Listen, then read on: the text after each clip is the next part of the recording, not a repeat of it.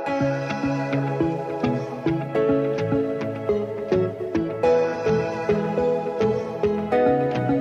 warahmatullahi wabarakatuh. Saya Nabila Yulia Adinda dari kelas 1J dengan NIM 2021143385. Baiklah, di sini saya akan menjelaskan atau memaparkan hasil PowerPoint saya yang berjudul Materi sebagai Faktor Pendidikan.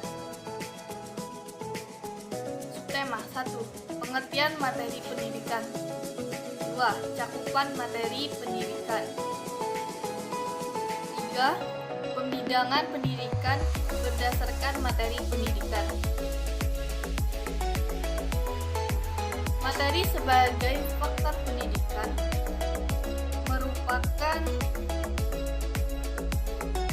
pengetahuan, keterampilan, dan sikap yang harus dikuasai peserta didik dalam memenuhi kriteria kompetensi yang ditetapkan.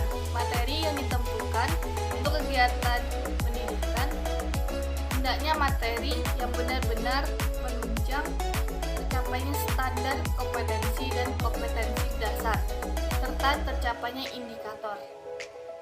Berikut ini jenis-jenis dari materi pendidikan, yaitu 1. Fakta merupakan seluruh hal yang berwujud kenyataan dan kebenaran, seperti nama objek, suatu peristiwa, lambang, nama tempat, nama seseorang, dan sebagainya.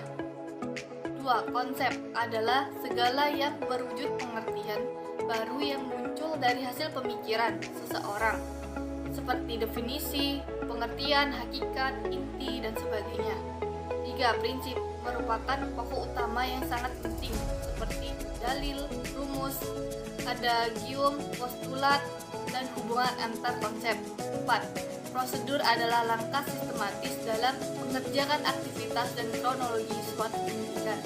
5. Sikap atau nilai merupakan hasil belajar aspek sikap, seperti kejujuran, kasih sayang, tolong-menolong, semangat dan minat belajar, dan sebagainya. 1. Pengertian materi pendidikan. Secara garis besar dapat dikemukakan bahwa materi pembelajaran instruksional materials adalah pengetahuan, keterampilan, dan sikap yang harus dikuasai peserta didik dalam rangka memenuhi standar kompetensi yang ditetapkan. 2. Cakupan materi pendidikan. 1. Aspek kognitif, fakta, konsep, prinsip, prosedur. Aspek afektif, aspek psikomotor, karena ketika sudah diimplementasikan dalam proses pembelajaran, maka tiap-tiap jenis uraian materi tersebut memerlukan strategi dan media pembelajaran yang berbeda-beda. 2. Keluasan cakupan materi berarti menggambarkan seberapa banyak materi-materi yang dimasukkan ke dalam suatu materi pembelajaran. 3. Kecakupan atau memadainya.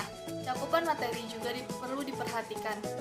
Memadainya cakupan aspek materi dari suatu materi pembelajaran akan sangat membantu tercapainya penguasaan kompetensi dasar yang telah ditentukan. Maka untayan materinya mencakup A. Penguasaan atas konsep pembelian, penjualan, laba dan rugi.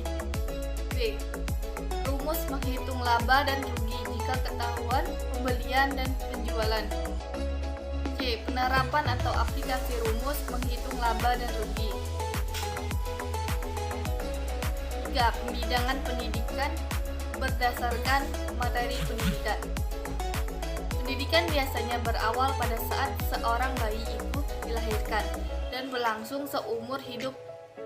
Pendidikan bisa saja berawal dari sebelum bayi lahir, seperti yang dilakukan oleh banyak orang dengan memainkan musik dan membaca.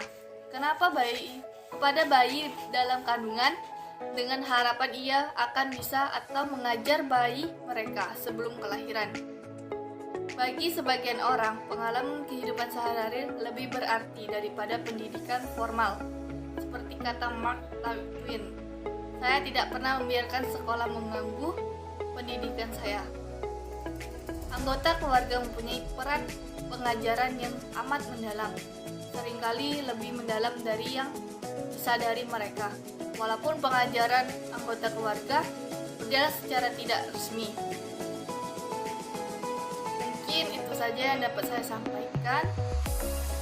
Saya mohon maaf apabila ada salah kata. Saya akhiri. Assalamualaikum warahmatullahi wabarakatuh.